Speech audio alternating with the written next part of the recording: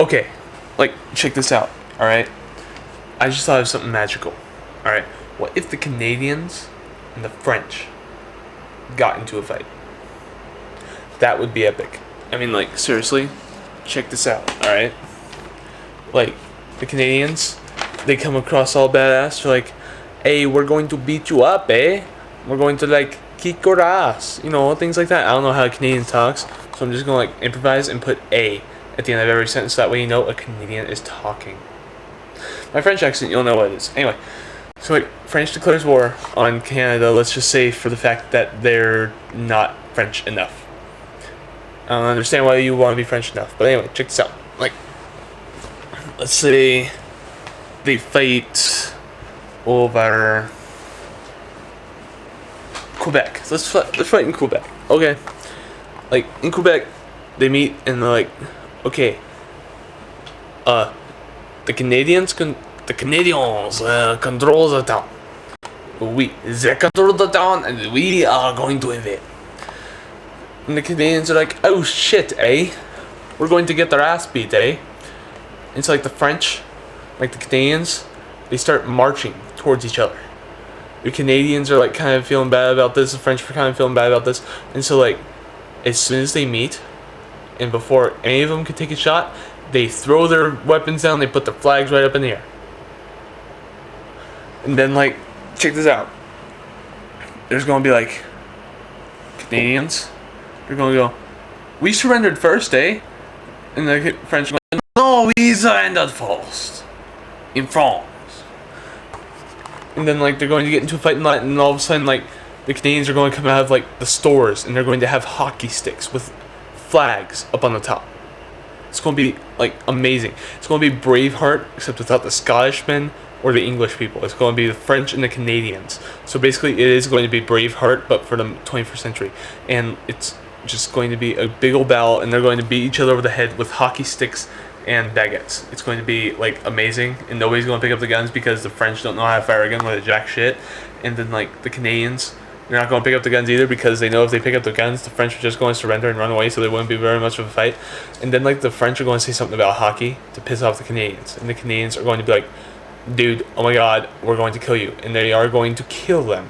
And the French are going to, like, die out, and then they're going to say, we have nuclear weapons. And then the Canadians are going to be like, okay, well, check this out, eh?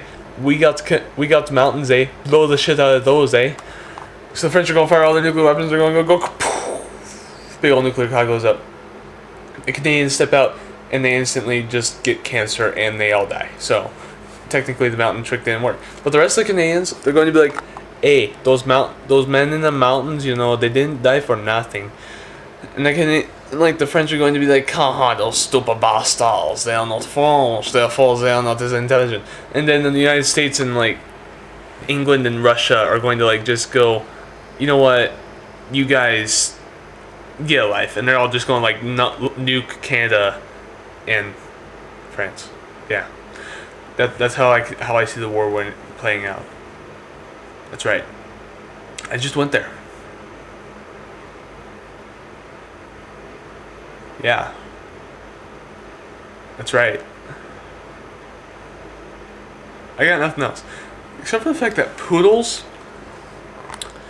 and those Canadian dogs, I forget what they're called, but, like, then they're going to, like, mutate into, like, these big old werewolf things with big old jaws, you know, doing the little rabbit thing from Monty Python, you know. They're going to come at each other with, like, once again, hockey sticks and baguettes, except they're going to be growing out of their backs.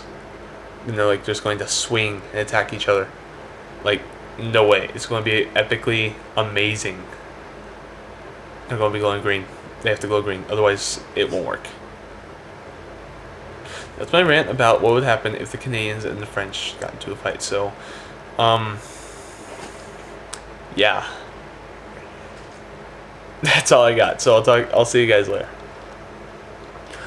Okay, like, check this out. I just thought, as soon as I turn off the camera, what happens if the nuclear weapons in, like, the entire world are duds?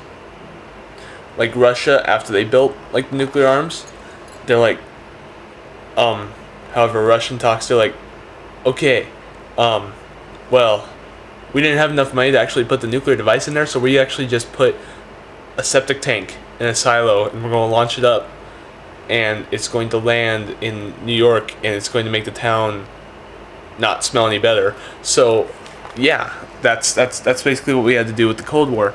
And the only reason it was cold was because it was in Russia, and the shit stunk in Russia, especially in Siberia. So that's why it was cold. Plus, it was with Russia, which is cold. Plus, we were right there with Russia and Alaska, and that's why it's cold too. But then, like, I also wondered then, what happens if Alaska secedes from the Union? Is that going to be like a major blow to the United States? Because Alaska doesn't really do anything. Alaska just gives us crabs. Like a hooker. Alaska gives us the Tennessee saber-toothed cross crickets, except they're not Tennessee. They are Alaska. So yeah, like Alaska, they give us crabs. I really don't care about Alaska anymore, because now suddenly they're giving the entire country crabs. I think this might just only make sense to me. I'm just going on, sorry. But yeah, that's my deal. If a state's giving us crabs, we just might say, you know what, blankety blank you Alaska, and just like get out, go. Then again, Hawaii, we have to keep Hawaii. There's no getting around Hawaii. But once we get rid of Alaska, we have to do the 49 states thing, that we have to figure out how we're going to put 49 different states on the flag. Because that won't make sense if we got like 49 states and then like no way to put it on there. How would we do this? That's my question, but I don't know.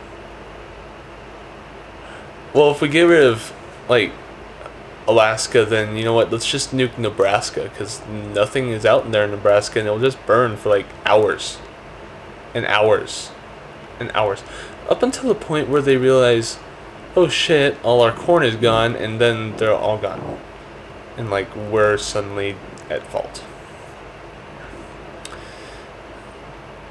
God have mercy. Who wants to live in Nebraska? I'm sorry to people who live in Nebraska.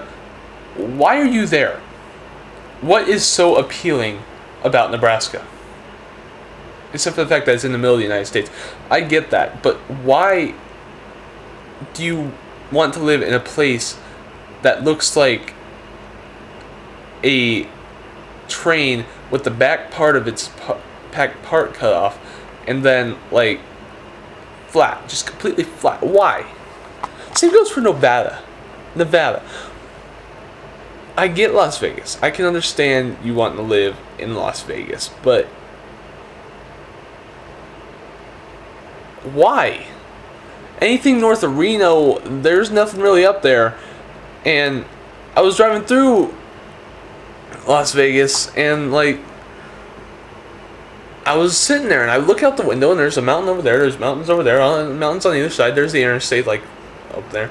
I'm driving through an hour later, and the mountain's right there, same mountains are right there, the interstate's right there, and then like we're passing the same billboard. So I'm wondering, why should we live there? This is my question. Oh. You probably all think I'm on drugs or I'm crazy right now. And again, there's probably a few of you who can't stop laughing, and are probably pretty soon going to wet their pants and will never drink milk again. Yeah. I just went there. Once again, I'll talk to you later.